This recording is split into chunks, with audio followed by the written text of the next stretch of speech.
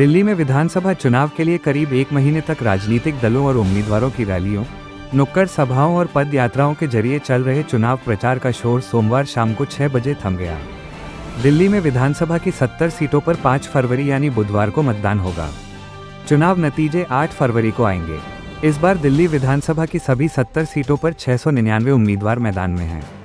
चुनाव प्रचार के दौरान 3 प्रमुख दलों सत्तारूढ़ आप, विपक्षी भाजपा और कांग्रेस ने एक दूसरे के खिलाफ तीखे हमले किए। इस चुनाव में तीनों दलों के बीच मतदाताओं को लुभाने के लिए लोक लुभावन चुनावी वायदे करने की होड़ देखी गई। अब मतदान खत्म होने से 48 घंटे पहले प्रत्याशी और पार्टियों के एजेंट घर घर जा जनसंपर्क अभियान में जुट गए हैं। केजरीवाल के लिए ये चुनाव जनमत संग्रह।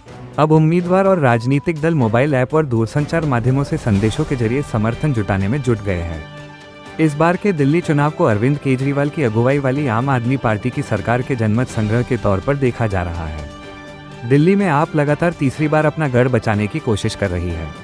वहीं भाजपा 26 साल का वनवास समाप्त कर सत्ता में वापसी के लिए दम लगा रही है। इस तरह से कांग्रेस 12 साल बाद दिल्ली की सत्ता की बागडोर अपने हाथों में लेने के लिए पुरजोर दमखम लगा रही है। भाजपा ने दिल्ली चुनाव में अपने 40 स्टार प्रचारकों की फौज उतारी थी। इसकी कमान खुद पीएम मोदी, भाजपा के राष्ट्रीय अध्यक्ष जेपी नड्डा और केंद्रीय गृह मंत्री अमित शाह ने संभाली। इस बार कांग्रेस ने शीला दीक्षित के शासनकाल में हुए विकास कार्यों को हवाला देकर लोगों से वोट देने की अपील की। कांग्रेस ने सड़क, पानी, बिजली और शिक्षा की बदहाली को प्रमुखता से उठाया और लोगों को बेरोजगारी और महंगाई से मुक्ति दिलाने का वादा किया।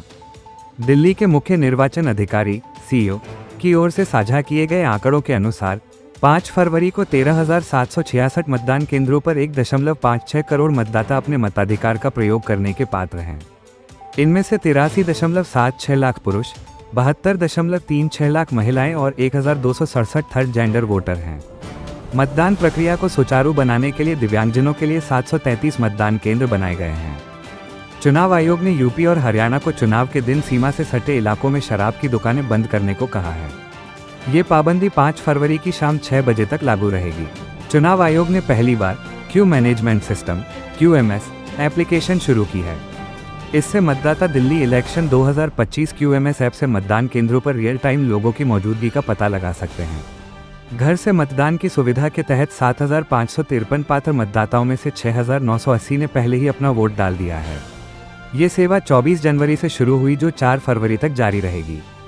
स्वतंत्र एवं निष्पक्ष चुनाव कराने के लिए अर्धसैनिक बलों की 220 कंपनियां, 19,000 होमगार्ड और दिल्ली पुलिस के 35,626 जवान तैनात किए जाएंगे। आयोग की ओर से दिल्ली में 18,943 वीवीपैट तैयार रखी गई हैं। इधर संसद के बजट सत्र में सोमवार को कांग्रेस सांसद और लोकसभा में नेता प्रतिपक्ष राहुल गांधी ने भाषण दिया। इस दौरान राहुल गांधी ने चीन को लेकर कई ऐसे दावे किए कि हंगामा शुरू हो गया। राहुल गांधी ने दावा किया है कि चीन भारत की सीमा में घुसा हुआ है और उसने भारत के 4,000 वर्ग किलोमीटर क्षेत्र पर कब्जा कर रखा है। राहुल गांधी के इस बयान पर एनडीए के सांसदों ने कड़ी आपत्ति जताई है। स्पीकर ओम बिरला ने भी राहुल गांधी को कहा है कि उन्हें इस दावे के बारे में तथ्य पेश करने होंगे। इधर भारतीय जनता पार्टी भाजपा के सांसदों ने कांग्रेस नेता सोनिया गांधी के राष्ट्रपति द्रौपदी मुर्मू को लेकर दिए गए कथित बयान पर नाराजगी जताते हुए उनके खिलाफ संसद में विशेषाधिकार हनन प्रस्ताव पेश किया है। भाजपा ने सोनिया गांधी पर राष्ट्रपति पद की गरिमा को ठेस पहुंचाने का आरोप लगाया और उनके बयान को अपमानजनक करार दिया।